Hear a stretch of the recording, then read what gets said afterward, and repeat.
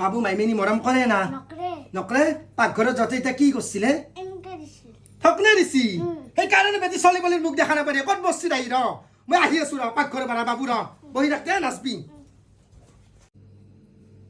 বাবু কি কৰিছা চোৱাচোন মই তোমাৰ কাৰণে কি আনিছো লোৱা স্কুল কিমান দিন বন্ধ দিছে কিমান দিন থাকিবা ইয়াতে অঁ ইমান মৰম লগা হৈছে ইমান দিন আহাই কিয় কোৱাচোন আইতা ক'ত গ'ল আইতা ক'ত গ'ল আইতাৰ কথা নুশুনিবা দেই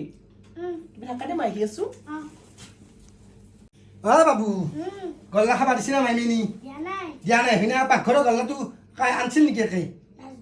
হা নেদলা আহি নাংমান চলটো কৰাই ঘিনপাৰ কৰে বেটি কিয় বাই নাহান তাই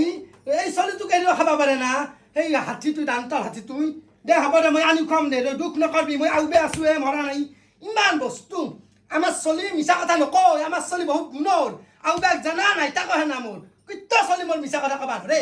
হা বাবু দেই মই আনিম দে টেনচন নকৰবি দুখ নকৰবি মাইমে আনি দিব তাই পদ্ধতা বস্তু ধৰি আনা বান্ধা নালে কি বুজি পাব পৰচ চলিৰ মূল্য দেই মই আহো ৰ